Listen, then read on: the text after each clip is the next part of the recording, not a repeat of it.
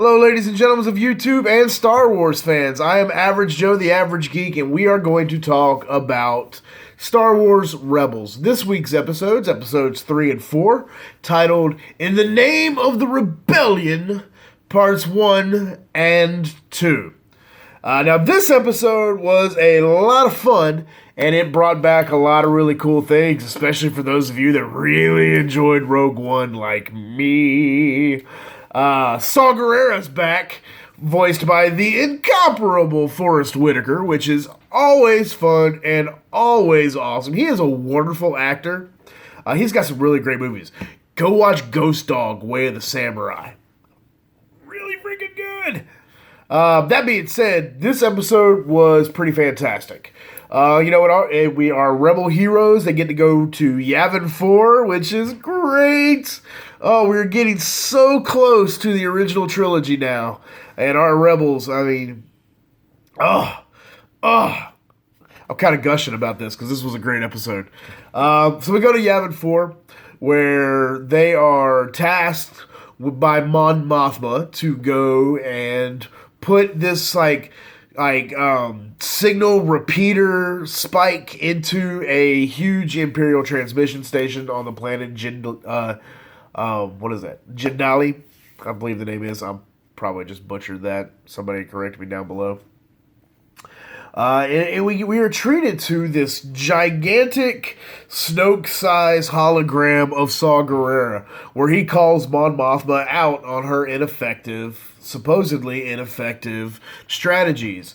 And she subsequently calls him out for being a terrorist for all intents and purposes. So we're getting that butting heads of the two philosophies of Saw Gerrera and the Rebel Alliance as a whole. And we're getting more and more information fleshed out of why Saw Gerrera isn't a part of the Rebel Alliance and hasn't been invited to be a part of the Rebel Alliance. So that's really cool information. Okay, so let's just, I don't want to go through plot point. You can watch the episodes for that. So I'm going to talk about the things that I really liked about this episode. And one thing that kind of miffed me a little bit that you may or may not disagree with. The animation this season is superb. Just like as we saw this progression in the Clone Wars of animation quality over the 6 seasons that show ran, 5 on TV, 1 on Netflix. We're seeing the same kind of progression in Star Wars Rebels. This show's gorgeous. It's so pretty, and it's so very much in line with A New Hope. When we see Yavin 4 and we see the conference table that they stand around in Rogue One and in the Death Star battle of A New Hope, that's pretty awesome. I mean, we see Bail Organa, Mon Mothma, John Dodonna, Wedge Antilles makes an appearance. So good. Those are really fun, and I'd really like to see this birth of the rebellion and how it's coming together and coalescing together, becoming more of a cohesive military unit. That's pretty fantastic.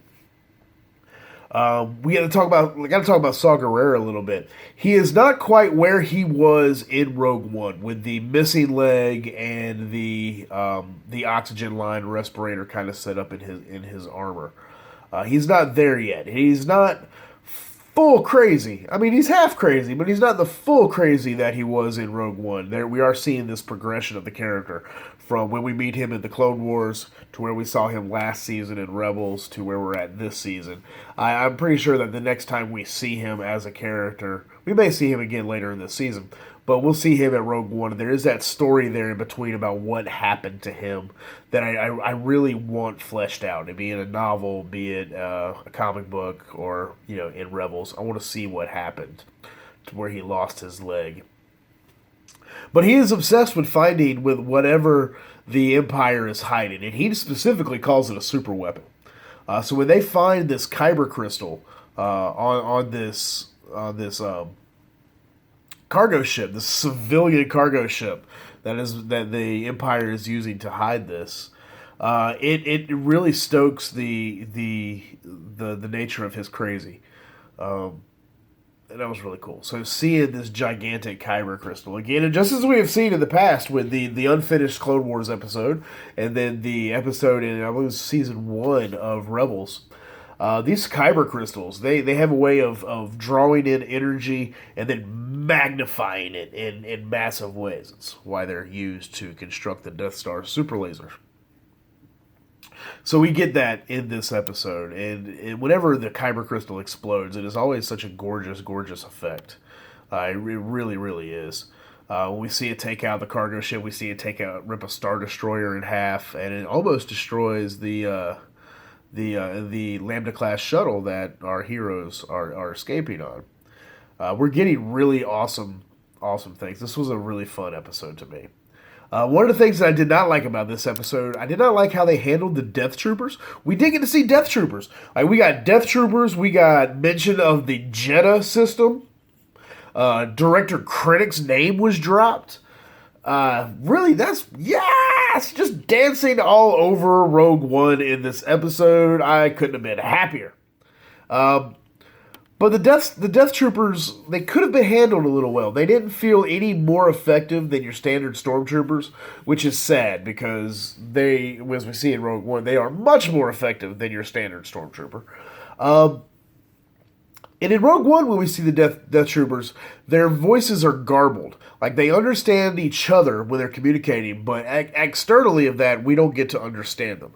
And they kind of balance between the two. There's a few shots from our main hero's perspective where they don't understand what they're saying. But within, when the Stormtroopers and Death Troopers are the main characters on screen and we're seeing it from their perspective, we can understand what they're saying to one another through their comm systems, presumably. Movie magic kind of idea. And the voices was horrible. They were very high-pitched. They sounded like teenage kids. I was expecting, like, in Rogue One, they sound very kind of, like, deep and bass and menacing. But in this one, they sounded like a couple of, squeaky teenagers. So that kind of miffed me a little bit. It's a minor quibble, but it kind of, like, it was a little jarring to me. So I was kind of like, whoa, wait a minute. That's really what they sound like? That's not right. But, what you gonna do? Not everything can be perfect, even in the best shows. And Rebels is an amazing show. As I've said before, and I say constantly when talking about this show with my friends and all, this is absolutely required viewing for Star Wars fans. The way it fleshes out the universe, it tells a real, engaging, challenging Star Wars story a lot of time. Rebels is definitely fantastic. And these couple of episodes were really, really good, and we got some really fun stuff in them. I highly suggest you go check them out now on XD On Demand. Really awesome stuff. If you agreed with me, hit a thumbs up. If you disagree with me, hit the thumbs up anyway. And go ahead and hit that subscribe button as well. I'm bringing these reviews every week. I've got a lot of great stuff going down on this channel. Hit that subscribe button. Let me know what you thought about the episode in the comment section below. Let's have a conversation about it. Thank you all very much for watching. I'm Average Joe, the Average Geek, and we will speak again very, very soon.